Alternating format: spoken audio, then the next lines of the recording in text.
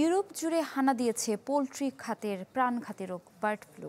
সংক্রমণে মারা গেছে লাখ লাখ হাঁস, মুরগি আর টার্কি। ভাইরাসের ছড়িয়ে পড়া ঠেকাতে দেশগুলোর খামারে চলছে লকডাউন।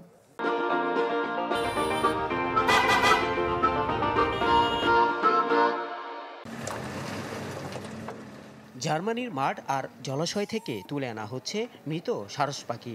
বার্ড ফ্লু সংক্রমণ নিয়ন্ত্রণে 1,30,000 হাঁস মুরগি নিধনের সিদ্ধান্ত নিয়েছে দেশটি। ভাইরাসের নমুনা পাওয়ায় 50,000 ব্রয়লার মুরগি এবং 80,000 হাঁস নিধন করা হবে। বিশ্ব প্রাণিস্বাস্থ্য সংস্থা জানিয়েছে, বেলজিয়ামের একটি খামারে বার্ড ফ্লু সংক্রমণের মৃত্যু হয়েছে 319টি টার্কির। নিধন করা হয়েছে আরও 67,110টি।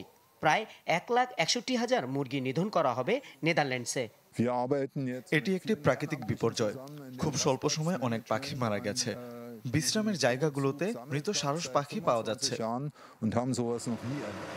এমন পরিস্থিতিতে সকল ধরনের পোলট্রিকে খামারে রাখার নির্দেশ দিয়েছে ইউরোপের একাধিক দেশ। ফ্রান্সের 40টিরও বেশি পোলট্রি ফার্মে চলছে সম্পূর্ণ লকডাউন। খামারের পাখি আলাদা রাখার নির্দেশ দিয়েছে যুক্তরাজ্যের কৃষি মন্ত্রণালয়। এবছর শীত শুরুর আগেই বার্ড ফ্লুর সংক্রমণ হঠাৎ বেড়ে গেছে ইউরোপ জুড়েই।